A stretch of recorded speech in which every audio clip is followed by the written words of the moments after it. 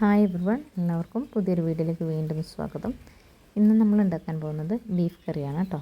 അപ്പോൾ നല്ല തനിനാടൻ ബീഫ് കറിയാണ് കേട്ടോ. ഒരു 1/2 കിലോ ബീഫാണ് ഞാനിവിടെ എടുത്തിട്ടുള്ളത്. അതിനായിട്ടൊരു 2 മീഡിയം സവാള അരിഞ്ഞെടുത്തിട്ടുണ്ട്.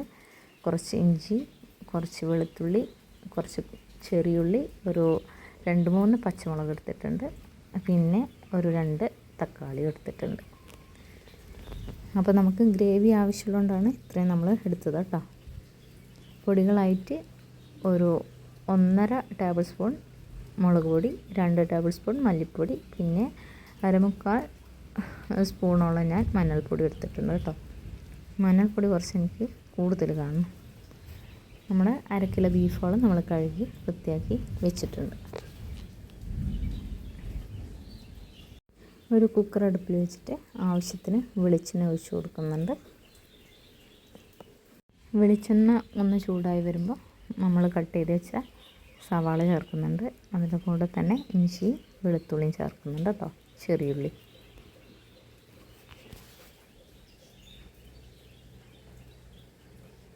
ഇനി നല്ലപോലെ ഇതൊന്ന് ഇളക്കി നമുക്ക് യോജിപ്പിച്ച് കൊടുക്കാം. നല്ലപോലെ വാടി വരണം കേട്ടോ. ആവശ്യത്തിന് ഉപ്പ് ചേർത്ത് കൊടുക്കാം. കല്ലുപ്പ് ചേർത്താൽ ഒന്നുകൂടി ടേസ്റ്റ് കൂടും കേട്ടോ. ഞാനിവിടെ കല്ലുപ്പാണ് ചേർത്തത്. അപ്പോൾ ഉപ്പും കൂടി ചേർത്തിട്ട് നല്ല രീതിയിലൊന്ന് ഇളക്കി കൊടുക്കുന്നുണ്ട്. നമ്മുടെ ഉള്ളി നല്ലോണം വാടി വരണം കേട്ടോ. അത്യാവശ്യം ഒന്ന് വാടി വന്നിട്ടുണ്ട്. ഇനി നമുക്ക് തക്കാളി ചേർത്ത് കൊടുക്കാം. തക്കാളിയും പച്ചമുളകും ചേർത്ത് കൊടുക്കുക.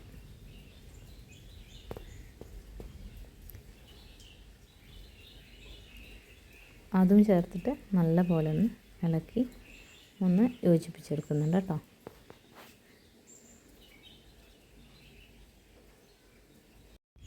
ഇനി ബീഫും കൂടി ഇട്ടിട്ട് നല്ല പോലെ നമുക്ക് ഇളക്കി യോജിപ്പിച്ച് കൊടുക്കുക. ഹൈ ഫ്ലെയിമിലിട്ട് നല്ല പോലെ ഇളക്കി കൊടുത്താൽ അങ്ങ് സെറ്റായിക്കോളും കേട്ടോ. ഞാനിവിടെ നല്ല പോലെ ഇളക്കി എടുത്തിട്ടുണ്ട്. അപ്പം നമുക്ക് ഗ്രേവി ആവശ്യമുണ്ട്, അതുകൊണ്ട് നമുക്ക് ഇതിലേക്ക് ഇനി വെള്ളം ചേർത്ത് കൊടുക്കണം കേട്ടോ. അപ്പോൾ വെള്ളം ആവശ്യമില്ല എന്നുണ്ടെങ്കിൽ നമുക്ക് വെള്ളം ചേർക്കണ്ട. അപ്പോൾ എനിക്കിവിടെ കുറച്ച് ഗ്രേവി ആവശ്യമുള്ളതുകൊണ്ട് ഞാൻ കുറച്ച് വെള്ളം ചേർക്കുന്നുണ്ട് കേട്ടോ. നമ്മുടെ ബീഫ് മുങ്ങിയില്ല എന്നുള്ള പരുവത്തിൽ വെള്ളം ഇങ്ങനെ ചേർത്ത് കൊടുത്തിട്ടുണ്ട് കേട്ടോ. ഇനി നമുക്ക് കുക്കർ അടച്ച് വെച്ചിട്ട് വേവിച്ചെടുക്കുക. ഹൈ ഫ്ലെയിമിൽ ഒരു വിസിലും ലോ ഫ്ലെയിമിലൊരു 20-25 മിനിറ്റോ അത്രയേ കുക്ക് ചെയ്തിട്ടുള്ളൂ. അപ്പോഴത്തേക്ക് നമ്മുടെ ബീഫ് റെഡി ആയിട്ടുണ്ട്. അപ്പോൾ പ്രഷറൊക്കെ പോകണം കേട്ടോ. പോകുന്ന വരെ നമ്മൾ വെയിറ്റ് ചെയ്യണം. ഇനി നമുക്കൊരു ഉരുളി അടുപ്പിൽ വെച്ചിട്ട് ആവശ്യത്തിന് വെളിച്ചെണ്ണ ചേർത്ത് കൊടുക്കുക. അപ്പോൾ എണ്ണ ഒന്ന് ചൂടായി വരുമ്പോൾ അതിലേക്ക് കുറച്ച് പൊടി കൂടി നമ്മൾ ചേർക്കുന്നുണ്ട്. കുറച്ച് മല്ലിപ്പൊടി, കുറച്ച് മുളക് പൊടി, പിന്നെ ഒരു 1.5 ടേബിൾ സ്പൂണോളം മീറ്റ് മസാലയുണ്ട്. കുറച്ച് കുരുമുളക് പൊടിയും കൂടി അതിലേക്ക് ഇട്ടിട്ടൊന്ന് മൂപ്പിച്ചെടുക്കുന്നുണ്ട് കേട്ടോ. ലോ ഫ്ലെയിമിൽ വെക്കണേ. അപ്പോൾ നല്ലപോലെ ആ വെളിച്ചെണ്ണയിലിട്ടിട്ട് ഈ പൊടികളൊന്ന് മൂപ്പിച്ചെടുക്കുന്നുണ്ട്. ഇങ്ങനെ ചെയ്താൽ നമ്മളെ കറീൻ്റെ ടേസ്റ്റ് ഒന്ന് കൂടും കേട്ടോ.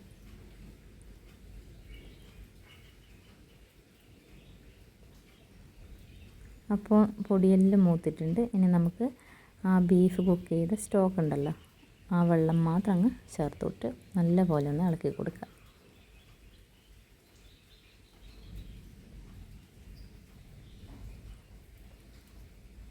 അപ്പം നല്ല പോലെ ഒന്ന് തിളച്ച് വന്നിട്ടുണ്ട്. ഇനി കുറച്ച് ഗരം മസാലപ്പൊടി കൂടി ചേർത്ത് കൊടുക്കുക ഈ സമയം കേട്ടോ. പൊടിയൊന്നും കൂടാതെ നമ്മൾ നോക്കിയാൽ മതി. ഇനി നമുക്ക് ആ ബീഫും കൂടി ഇട്ടിട്ട് നല്ല പോലെ ഒന്ന് ഇളക്കി യോജിപ്പിച്ച് കൊടുക്കാം കേട്ടോ.